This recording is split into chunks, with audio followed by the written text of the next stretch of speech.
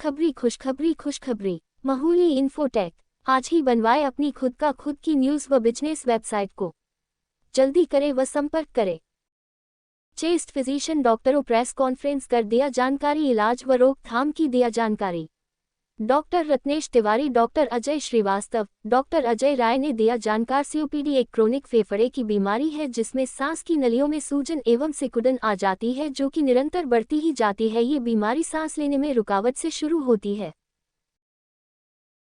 आरोही photography एक यादगार पल। आरोही फोटोग्राफी हमारे यहाँ शादी विवाह में अच्छी फोटोग्राफी की जाती है। जन्मदिन एवं सभी शुभ अवसरों के लिए संपर्क। सर, सबसे पहले हम आपका नाम जानना चाहते हैं और सर प्रेस वार्ता क्यों कर रहे हैं, थोड़ा डिटेल में। मैं डॉक्टर अजय कुमार श्रीवास्तव, छाती रोग विशेषज्ञ। आज वर्ल्ड सीओपीडी डे है। हर साल नवंबर महीने के तीसरे बुधवार को हम वर्ल्ड सीओपीडी डे के रूप में सेलिब्रेट करते हैं, जस्ट टू क्रिएट अवेयरनेस, एक जागरूकता फैलाने के लिए इस बीमारी के बारे में। ये बीमारी क्या है, क्यों होती है, इसके क्या लक्षण हैं, कैसे हम इससे बचाव कर सकते हैं और इसका इलाज कैसे कर सकते हैं। सर, क्यों होती है, इसका बचाव क्या है? मुख्य कारण जो सीओपीडी का है वह है स्मोकिंग। कोई भी फॉर्म ऑफ स्मोकिंग हो। सीओपीडी किसे कहते हैं? क्रोनिक ऑब्स्ट्रक्टिव पल्मोनरी डिजीज़, जी, ये बेसिकली इसका फुल फॉर्म है। जी। या इसको क्रोनिक ऑब्स्ट्रक्टिव एयरवे डिजीज़ भी कहते हैं। सीओएडी पहले पुराना नाम था, लेकिन अब इसको सीओपीडी ही कहते हैं, क्रोनिक ऑब्स्ट्रक्टिव पल्मोनरी डिजीज़। इसको आमतौर से सर, जैसे नॉर्मल लोग क्या कहते हैं इसको? ये तो आपका भाषा है। आम लोग इसको दमा ही कहते हैं बेसिकली, लेकिन ये दमा नहीं है, दमा से काफ़ी डिफरेंट है। ये दमा एक अच्छी बीमारी है जो कि ट्रीटमेंट देने में पूरी तरह से कंट्रोल हो जाती है, लेकिन सीओपीडी का एक प्रोग्रेसिव डिजीज़ है। ये समय के साथ बढ़ती रहती है और आगे चल के दिल के दाहिने हिस्से पर असर करती है। सर, इसको बचाव के लिए क्या उपाय है? बचाव के लिए सबसे पहले इंपॉर्टेंट चीज़ तो ये है कि आप स्मोकिंग अगर करते हैं तो स्मोकिंग छोड़ दें। जहाँ तक हो सके धुएँ से बचें, पोल्यूशन से अपना बचाव करें। दूसरी इंपॉर्टेंट चीज़ है कि साल में एक बार एनुअल चेकअप में जो आप कराते हैं, एनुअल चेकअप हर 30 से 35 साल के ऊपर ऊपर के आदमी को एनुअल चेकअप कराना चाहिए। उसमें ब्लड टेस्ट है, आपका अल्ट्रासाउंड है, ईसीजी है, इको है। इसके साथ साथ आपको चेस्ट का एक्सरे और एक स्पायरोमेट्री टेस्ट होता है, इसको बोलते हैं पीएफटी, पल्मोनरी फंक्शन टेस्टिंग, ये करवाना चाहिए। इससे कोई भी आपकी सांस की बीमारी या फेफड़े की बीमारी या सांस नलियों की प्रॉब्लम आगे चल के होने वाली होगी, आपको ये पहले ही पता लग जाएगी। उसी के अकॉर्डिंगली आप प्रिवेंशन कर सकेंगे और ट्रीटमेंट अच्छे से कर सकेंगे।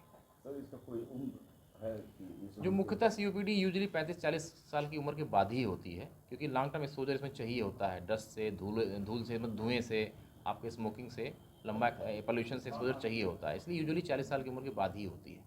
कभी कभी रेयर, जिसका रेयर फॉर्म है, बच्चों में पाया जाता है, बट वो बहुत रेयर है। जो कॉमन सीओपीडी होती है वो more than 40 years of age में ही होती है।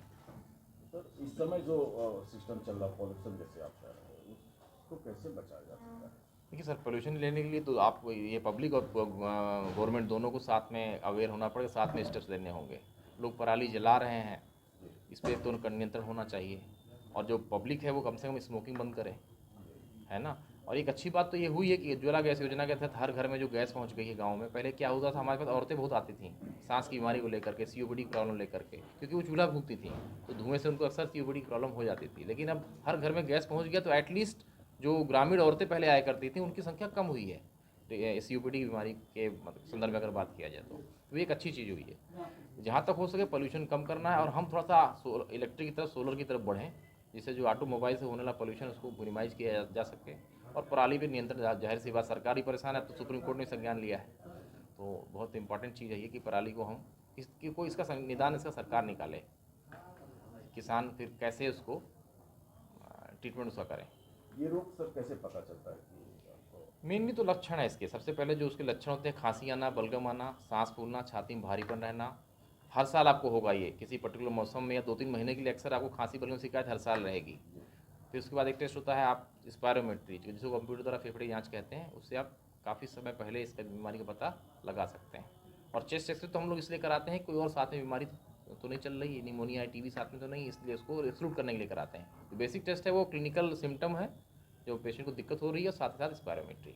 अभी आप कह रहे हैं खांसी आना, तो कितना दिन खांसी आ जाए कि खांसी अक्सर ऐसे पेशेंट को हर साल आप पूछेंगे हिस्ट्री तो कई बताएगा, हाँ कई सालों से हमें इसी समय, जाड़े के समय या मौसम जो बदलता है तो हमें खांसी आती है, बलगम आता है, और ये अक्सर 2-3 महीना रहता है। आपको ये हिस्ट्री देगा पेशेंट, तो नहीं, यू विल सस्पेक्ट कि हाँ पेशेंट कुड हैव अस्थमा और सीओपीडी, दोनों हो सकता है। तो हम उसको फिर स्पायरोमेट्री के द्वारा डिफरेंशिएट करते हैं कि अस्थमा है या सीओपीडी।